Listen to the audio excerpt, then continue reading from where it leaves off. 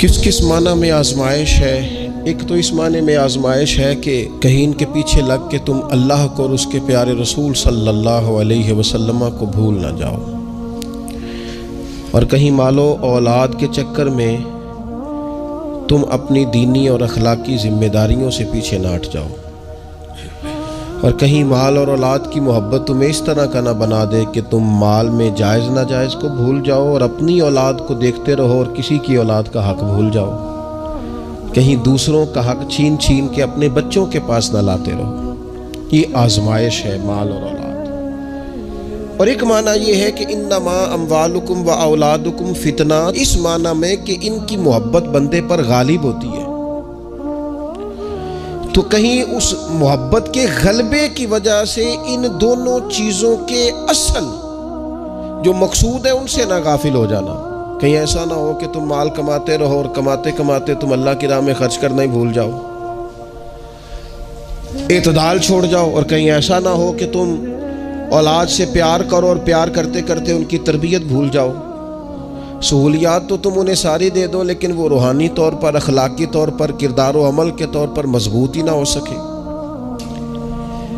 तो मेरे अजीज, औलाद इस माना में भी फितना है कि इसकी मोहब्बत बंदे पर गालिब होती है, और जब वो गालिब होती है तो कई दफ़ा इंसान आजमाइश में आ जाता है। और ये जो मफहूम है ना कि औलाद की मोहब्बत गालिब होती है तो आजमाइश बनती है, इसको तो खुद नबी पाक अलैहिस्सलाम ने बयान किया। तिरमिज़ी किताबुल मनाकिब में हदीस मौजूद है। अल्लाह के प्यारे रसूल सल्लल्लाहु ताला अलैहि वसल्लम जुम्मतुल मुबारक का खुतबा इरशाद फरमा रहे थे। दौरान खुतबा महबूब करीम की नज़र पड़ी तो हसनैन करीमैन आ रहे, और आते आते वो लड़खड़ाए और गिर पड़े। हुजूर ने जुमे का खुतबा रोक दिया। महबूब उठे, बच्चों को या दोनों में से एक थे उनको उठा के हुजूर करीब लाए और दोबारा मिंबर पर बैठ के फरमाया, रब ने सच फरमाया है, इन्नमा अम्वालुकुम व औलादुकुम फितना, तुम्हारी औलाद और तुम्हारा माल आजमाइश है तुम्हारे लिए। फरमाया बच्चा गिरा है और मुझे तकरीर रोकनी पड़ी, बात रोकनी पड़ी, गालिब आ गई मोहब्बत। भाई आप इस बात को अच्छी तरह समझ लेंगे और याद रखेंगे कि इस मोहब्बत के गलबे में ना बच्चों की तरबियत को भूलना है, ना माल के असल मसरफ को भूलना है, ना उसूल और कायदे ज़ाब्ते को छोड़ना है। हमारे यहाँ ये हुआ है कि तरबियत औलाद के मामले में जितनी गफलत आज हमारे यहाँ हो रही है, मैंने बहुत पहले भी कहा था, फिर कहता हूँ और बार बार कहता हूँ कि बच्चों की तरबियत के लिए सबसे पहले माँ बाप का बाकिरदार होना ज़रूरी है। ये नहीं हो सकता कि वालिद हाथ फैला के पैसा इकट्ठा करे और बेटा उसका मेहनती हो जाए।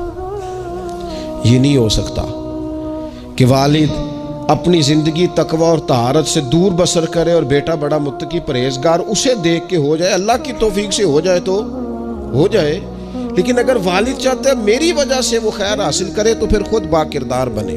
वो पहले खुद सच बोले, पहले खुद तकवे का रास्ता इख्तियार करे, पहले खुद परहेजगार बने। इसलिए कि बाकियों के यहाँ हो सकता है हमारी तकरीरें असर करें, लेकिन बच्चों के यहाँ हमारा किरदार जज़ब होता है तो हमारे अमल से फैज़ पाते हैं। तो पहली बात तो ये कि उनसे रवैया इस तरह का रखा जाए कि वो हमारे किरदार से सबक, और दूसरी बात ये कि अपनी औलाद से प्यार किया जाए। हमारे यहाँ जनाब बेपनाह डांट डपट होती है बाज़ जगहों पे बच्चों को, खास शफकत बच्चों के साथ आपका रवैया मीठा हो, डांटना कभी कभार है और प्यार हर रोज़ है।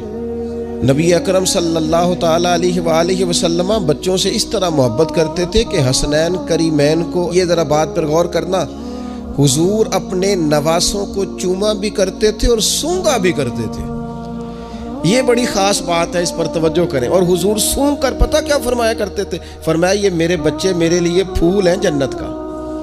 हुजूर उनको सूंघते।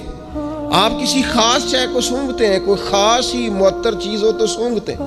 हुजूर ने ये जो एक ख़ास अंदाज अपनी औलाद के लिए किया और हमें हुजूर ने हमारे लिए नमूना छोड़ा, ये समझने की बात कि उनके साथ इतनी दिलचस्पियाँ कि जिस तरह एक खूबसूरत फूल को सूंघा जाता है इस तरह उन्हें सूंघा जाए, बच्चों से प्यार किया जाए। कुछ मतलब वाला साहब कहते हैं, ओ जी मेरी ना फिर पुत्र तो न पता है ना, मेरी फिर तबीयत कौड़ी है। अच्छा जी, क्यों कड़वी है? आप मिर्चें खाते हैं? क्यों कड़वी है भैया आपकी तबीयत? वजह क्या है? आपकी तबीयत किसी मालदार के सामने तो कड़वी नहीं होती, आपकी जो फैक्ट्री का ऑफिसर है उसके सामने, मालिक के सामने तो आप कभी कड़वे नहीं हुए। यहाँ कल आ जाए कोई अमीर आदमी, कोई सियासतदान, तो आप बड़े मीठे होते हैं, हार लेके खड़े होते हैं। वो 6 घंटे भी लेट हो तो आपके चेहरे पर बल नहीं आता। और बच्चों को हर बात में डांट डपट करना, हर वक्त उन्हें परेशान करना।